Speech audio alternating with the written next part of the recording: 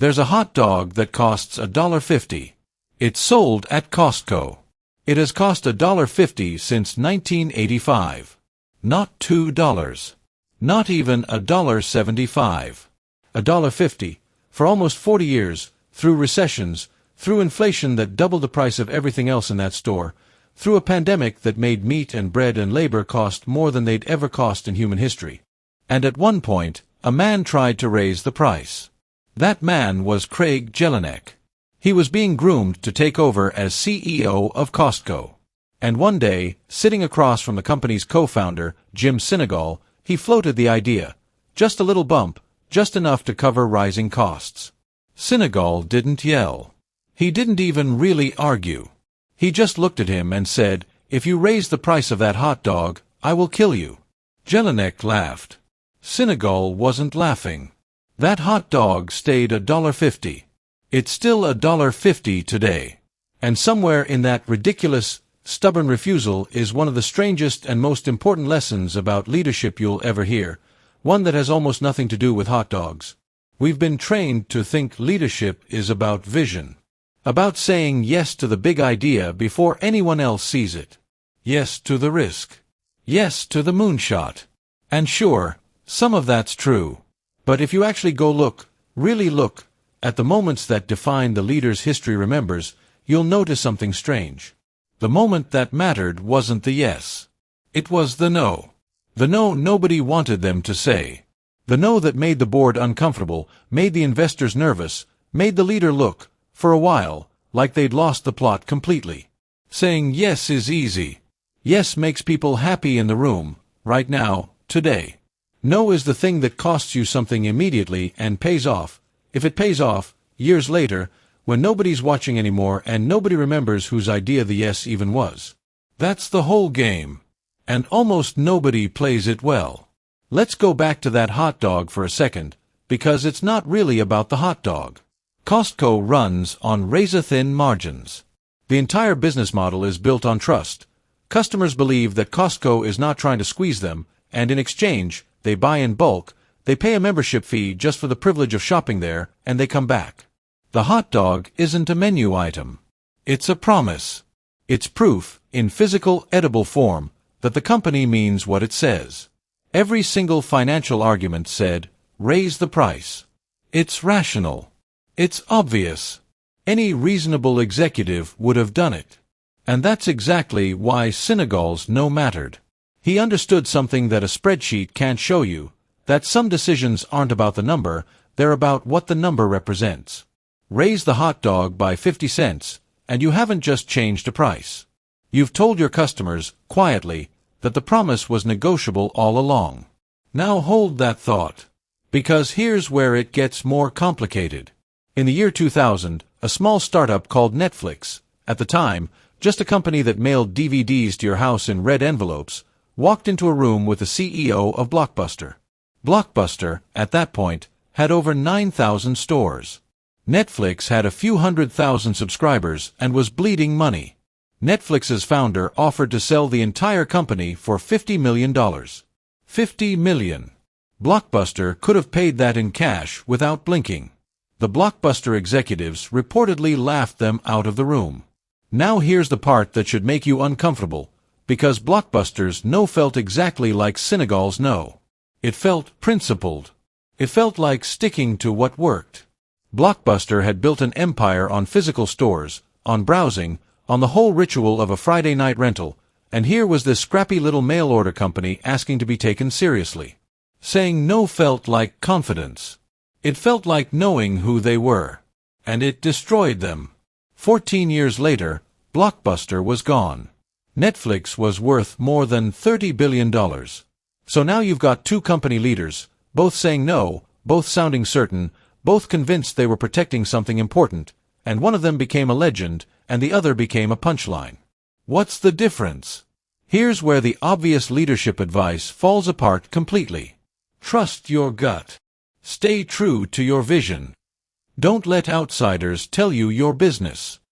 That's the advice you'll hear in basically every leadership book ever written, and Blockbuster followed every single word of it. Right up until it killed them. So if trusting your gut isn't the answer, What is? Let's look at one more no, because this one might be the strangest of them all. In 1985, Steve Jobs was pushed out of Apple, the company he co-founded. 12 years later, in one of the most unlikely comebacks in business history, he walked back through the door, and the company was dying. Not struggling. Dying. 90 days from bankruptcy, by some estimates. Everyone expected him to launch something new. Something bold. Instead, his first major move was to kill things. He looked at Apple's product lineup, dozens of computers, printers, the Newton handheld device that the company had poured years into, and he said no. No to almost all of it. He reportedly cut the product line down to a small handful of machines, and told an entire room of engineers that their years of work were being thrown away. People who were there describe him holding up a grid on a whiteboard, 4 boxes. Consumer, professional, desktop, portable, and saying, "This is it. Everything else, no." Engineers cried. Careers ended in that room. And within 3 years, Apple was profitable again for the first time in half a decade. So here's the question that actually matters. Senegal said no, and it saved his company's soul. Jobs said no, and it saved the entire company. Blockbuster said no, and it buried them alive. All three sounded certain. All three had reasons. What separated the no that worked from the no that didn't? It wasn't confidence. Confidence is cheap. Every leader in every one of these stories had plenty of it. It was what the no was protecting. Senegal's no protected a promise to the customer, something outside himself, something that would still matter in 20 years. Jobs's no protected a single, brutally clear idea of what the company was for. Not everything it could possibly make, but the small number of things it should make well. Blockbuster's no protected something else entirely. It protected an identity. A self-image. We are the giant. They are nothing. That's not a principle. That's ego wearing a principle's clothes. And ego doesn't ask questions. It doesn't update. It just repeats itself, more loudly, until reality stops listening. That's the whole difference, and it's almost invisible from the outside. Two people can say the exact same sentence, "No, we're not doing that," and one of them is being a leader, and the other is just being afraid, dressed up as certainty. There's a fourth story worth knowing, because it shows you what happens when a leader gets this backwards in slow motion. Kodak invented the digital camera. Not licensed it, not copied a competitor, invented it in 1975 in their own labs. And then, for the next 2 decades, Kodak said no to it over and over because digital cameras threatened the film business that made them rich. That no looked like Senegal's no. It looked like protecting the core of the business. Stay in your lane. Don't cannibalize what works. But it was protecting the wrong thing. It was protecting a product instead of a purpose. Kodak thought its business was film. It was actually in the business of helping people capture memories, and film was just the technology they happened to be using at the time. By the time Kodak said yes to digital, it was 2001, and it was far too late. They filed for bankruptcy in 2012, sitting on top of the very patents that could have made them the biggest company in a market they invented. So if you're sitting there thinking, okay, but how do I know in the moment whether my no is a Senegal or a Blockbuster? Here's the test that actually holds up. Ask what the no is defending. If you can point to something outside yourself, a customer, a promise, a piece of your identity that would still make sense to a stranger who's never met you, that's usually a real no. It'll cost you in the short term. It might make a room go quiet, but it tends to age well. If the honest answer is, because that's who we are, or because that's not how we do things, and you can't say why beyond the fact that it's familiar, that's usually fear, and fear is very good at disguising itself as conviction. The uncomfortable part is that both feel exactly the same from the inside. Senegal probably felt just as certain as the Blockbuster executives did. Nobody sits in that room thinking, I am about to make a historic mistake. They think they're being wise. They think they're protecting the thing that matters.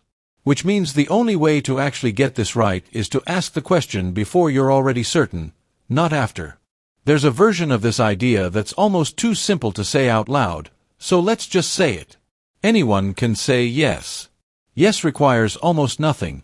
No courage, no clarity, not even much thought. It just requires wanting to be liked in the room, right now, by the people currently looking at you. No is the only decision that actually costs you something in the moment it's made. And that cost is exactly why it's the only decision that tells you anything real about a leader, because you only pay a price like that for something you actually believe in. Everyone in that boardroom watching Senegal thought he was being stubborn about a hot dog. He wasn't defending a hot dog. He was defending the one thing that made 40 years of customers trust a company enough to pay it money every single year just for the right to shop there. That's not stubbornness. That's the rarest thing in business. Someone who knows exactly what they're not willing to sell, even when everyone in the room is offering a very good price. The hot dog is still $1.50. Somewhere, that should tell you everything you need to know about the man who said no.